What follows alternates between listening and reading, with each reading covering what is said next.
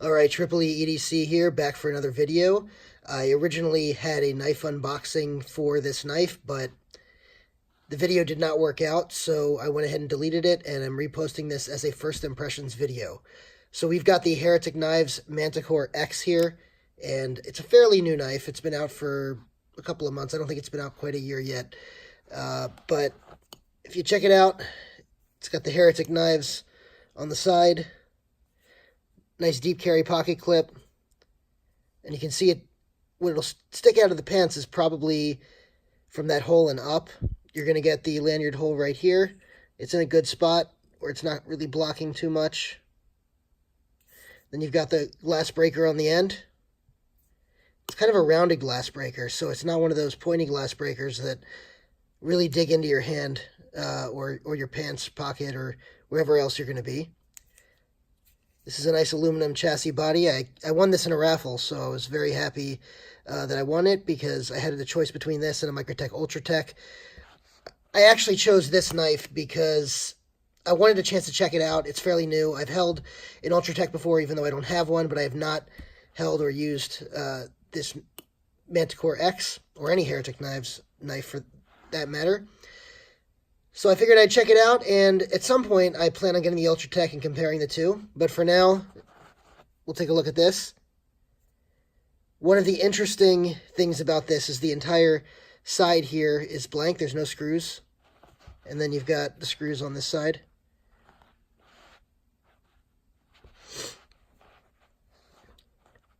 In addition, the hole where the knife deploys from is mostly center. I know in some OTFs it can be off to the side quite a bit. Here it's mostly center. It is off to the side, but not too much, and it's not really noticeable when the knife is deployed.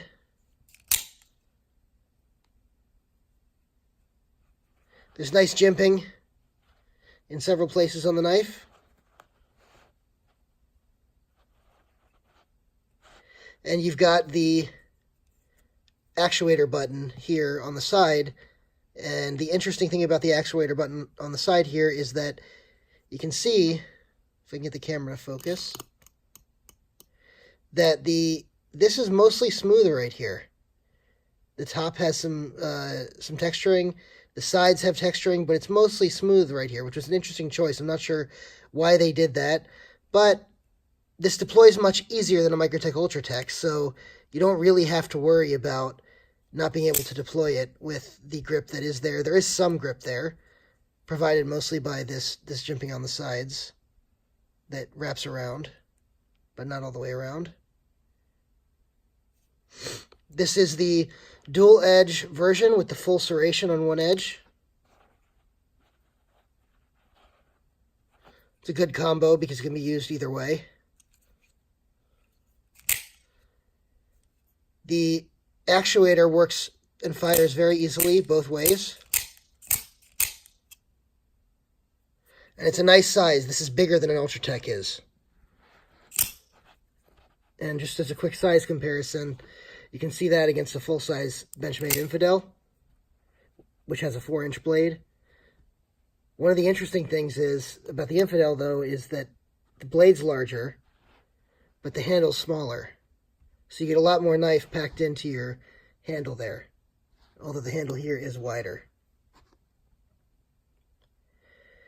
Because it's a dagger blade, you're going to want to also take note that there is, whereas here, there's a guard to make sure your hand doesn't slide up on the knife. Here, there's no such guard, but I do think the fact that you have the actuator button here will probably stop your hand from sliding, although I haven't tested it. But it is a little bit more concerning that there's nothing on the bottom end other than this jimping to stop your hand from sliding off, especially when you have a blade that's meant for piercing, such as a dagger blade.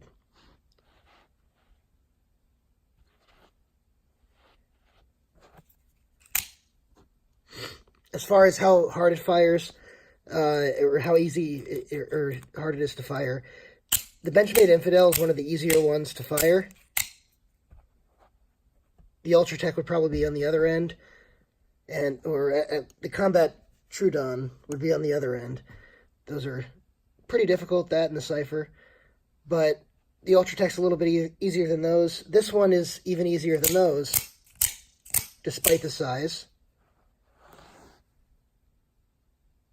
But it's a little bit harder to deploy and retract than the Benchmade Infidel. So that should give you an idea on strength, which is good. It's probably better for a knife that is open this way, to avoid it opening and deploying when you don't want it to at least have as much strength as it does here. It is a little concerning in my pocket when I've got the clip on the outside, and inside my pocket is this actuator button, which could be driven down by my hand pushing into the pocket and firing.